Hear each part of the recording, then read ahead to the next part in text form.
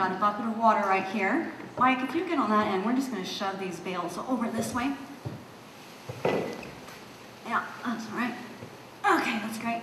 And then go ahead and grab onto them, and we're going to flip this one up on its side, but leave it on top of the bale. Perfect. Okay, cool. And then here we got our handy dandy tarp, because we're going to get muddy. Thank you. All right. And here, I've got a bucket of local clay, or red clay, a bane to many, many gardeners, but one of the richest things we have in Nevada County. And here, I have a bucket of local granite sand. Okay, these are really simple materials, right? Straw, totally plentiful. This is a rice straw. It's from down in the valley. About 10 years ago, the state banned burning rice. And so now we have a lot of this. So it's a great building material. And then sand, this is just locally sourced sand. Easy to come by. We can use river sand too. And then once again, our clay. And I have a theory about these materials. And it's a theory that these natural earth-based materials not only provide us with cheap and beautiful building materials, but they also provide us with a sense of peace and community. And so what I wanted to do today is play with these a little bit, make up some of the things that you can make from these three materials, and then talk a little bit about how community and peace and communication is achieved by this simple stuff. Okay, let's get going. So, I have, there goes my microphone a little bit. I have water in here. Now, I've already sifted this clay, and the reason why you want to sift it is that there's rocks in it, and you don't want to hurt your hands. I'm just going to crumble it up in there. And the reason why this clay, this local clay, is so remarkable is because it is a binder. It acts as a local cement for us. Clay is everywhere in the world. And when you have something that binds to something else, such as an aggregate, such as this sand, and then you mix it with a material, with this straw, then you can build, you can plaster, you can do all sorts of things. So some of the things that are made out of these three materials are cob. Cob is an ancient building technique that you've seen. You know those cute little houses in England that are all chubby with thatched roofs? You guys have seen those, right? So you might not have actually seen them, but you've seen pictures of them? That's cob. The average lifespan of those houses is 600 to 900 years. Okay? So if you built one of those houses, you're not building for 7 generations. You're building for, God, somebody else do the math. I don't know. A lot of generations. How many? 72. 72. Okay, 72 generations. Well, 25 each. 25 per 28. Okay. A lot of generations. So that's sustainability in my mind. Okay, so I've mixed this clay in here. I've made a, oops, see, that's why I put it on the tarp. We've made up a little slurry here. I gotta get more clay out here though. The other thing that you can build out of these things is adobe. The oldest structure in California is made out of adobe. It's in San Francisco. As we all know, it's a huge seismic zone. That adobe building has survived earthquakes, it's survived fire, and it's survived modernization, which is pretty remarkable on the West Coast. And then the last thing that you can do with these materials is you can do earthen plasters. Now, I built, with the help of my friends and my family, a little straw bale house. And so we use rice bales such as these that were locally from the Sacramento Valley. We stack them up, we tighten them down, we put a roof plate on top of them, we put a roof on it so the bales wouldn't get wet, and then we made an earthen plaster. Now, when I was first learning about this stuff, I didn't believe the strength of these materials. Because it's mud, right? You're like, okay, you're gonna slather mud on a straw bale, like what is that gonna do? It really sticks, and it really protects it. And the other cool thing about earth and plasters is it releases negative ions into the air. And we all know how we feel when we go down the ocean, and we have that wonderful sea breeze. Those are those negative ions. So that's the other thing. When you put these earth and plasters in your home, you immediately feel calm and a sense of peace. So that brings me back to what I was talking about, where you bring peace. And I think that's because these materials are of the earth. And this really ties into what Lauren was talking about earlier, is that when you're a human, we feel disconnected. I mean, all of you probably felt lonely, or isolated, or separated from the natural world. And when you're using these natural materials, I mean, look at this stuff. This is the stuff of life, literally. It's the stuff of our whole earth. You're tapping into that. It grounds you in your body. This material is teaching me, right, as I'm sticking my hand in the bucket. It's telling me it's getting slippery. It's the clay molecules are getting really activated. And it's telling me when it's ready to be used. And that's the thing that I love about the work that I'm doing right now, is that I don't feel so much like I'm teaching people this stuff, or the people that I work with are. I feel like these materials are teaching. So the other way that I think that these materials create community is that since they're so basic and heavy, they involve a lot of community. When I go to the local yard and I get my sand, and then I have my friend with the tractor get a whole bunch of clay, I'm building community.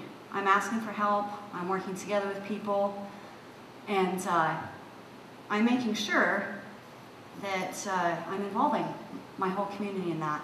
And there's a lot of shared communication that goes in natural building. We just built a big cob wall, and in that workshop we had 9 people who attended, 3 people who taught it.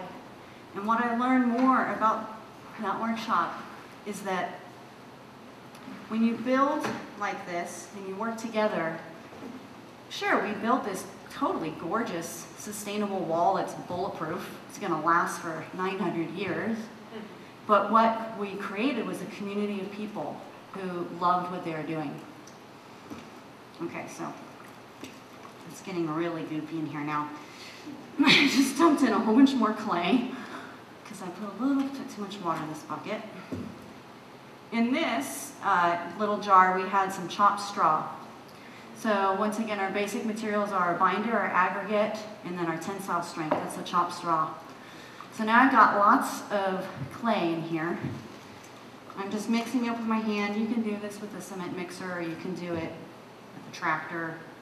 You can do it all sorts of ways. For cob, when you build, you do about 2 parts sand to 1 part clay, and then you mix in straw.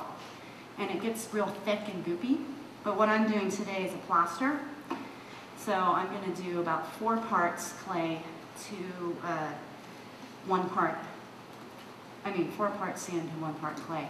So it's not going to hold together like cob will. And when you're building adobe is very similar to cob, except you're going to harden it into bricks and then put it back together. Okay, let's get up here. You guys want to see what I'm making? Look at that. Can you see it all? Yeah. This is getting real good. So one of the things I love about teaching these workshops is that, partially because the materials are totally non-toxic, but also fun, that you can get kids involved, you can get 60-year-old, 80-year-old women involved, and like I said, because they teach you themselves, everybody just has a great time. And I think most of you remember how much fun it was to play in the mud. And this is just the same thing. Okay. So, we're now getting to a point where our plaster is really sticking together. You can see that it's not falling off my hand. I've got some straw in there. I'm going to put a little more of this straw in there.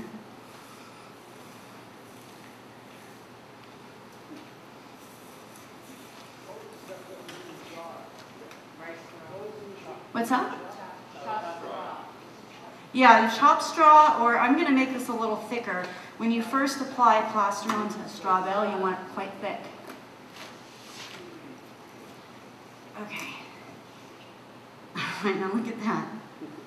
This is amazing stuff. This is gold to me.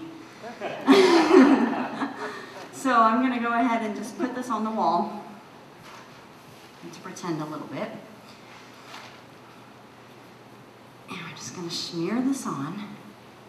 It's not going to stick super well because I didn't get my bale wet because I was trying to protect a little bit. But look at that. Okay, how long did that take me? Not long.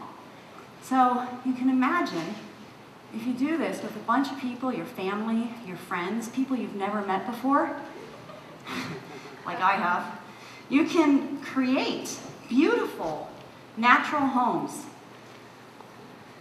out of these really simple things.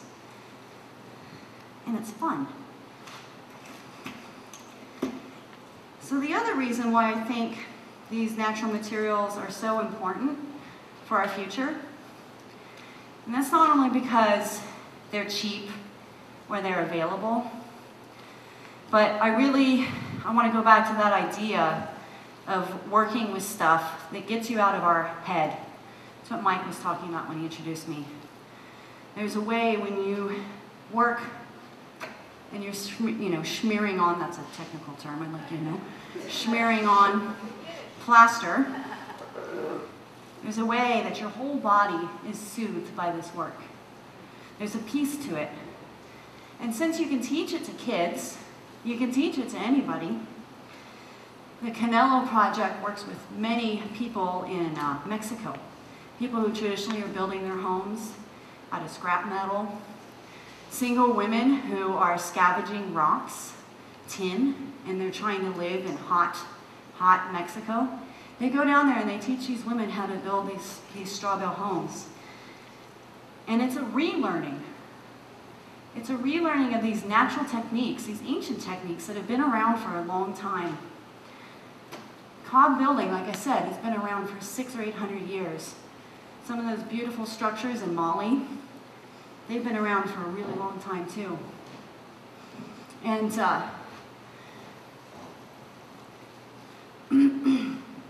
when we travel to those countries where natural building is still being practiced or where it's currently being taught, we find community. We find a sense of peace. And I think part of that is in America, we've embraced the Industrial Revolution and specialization so much that we've decided that it's better to hire someone to build us a house who's actually going to hire 30 someones, and then we're going to go and we're going to work one job, or now it's about 6 or 7 careers, and we're going to save up some money and we're going to borrow a bunch of money, and then we're going to pay a mortgage company, which is a whole bunch of other people, and all of that is giving away our power.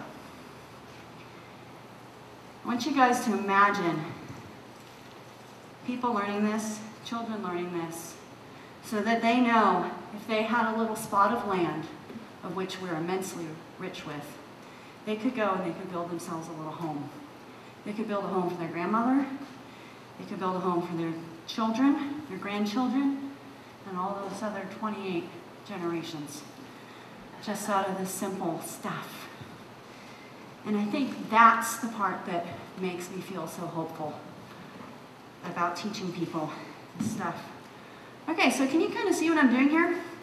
We've got, we're going to pretend that this wall is a full wall. We've now protected the straw with its first coat. We've protected it from insects. Straw bales don't generally rot unless they get wet. Rice straw isn't tasty. It's full of silica, so animals don't like to eat it.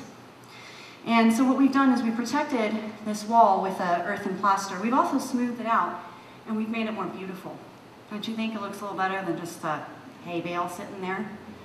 So then you can continue on with this process and keep making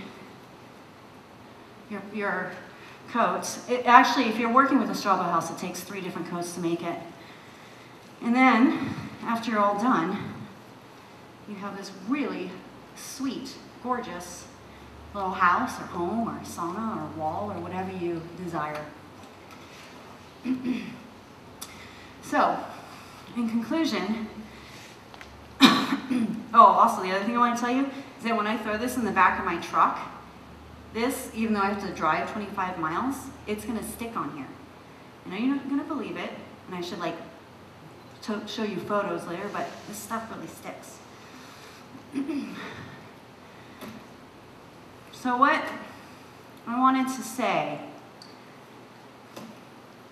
is that by going through the process of teaching you in this brief moment that we've had together about these really simple materials, is to remember that you're always safe in the world, that we're always safe in the world. There's always a place for us. Even if we don't build it ourselves, we can ask for help. And that when we think about that sense of safety and that sense of peace that's achieved by people around the world who are building natural, sustainable places, then there's a lot of hope. Because when we look at the world and we think of all the strife and we go to the cities and we get exhausted, if we can teach this and we can spread this knowledge, it's so simple, then I think we've got a really good basis for a new community. So anyways, thank you very much.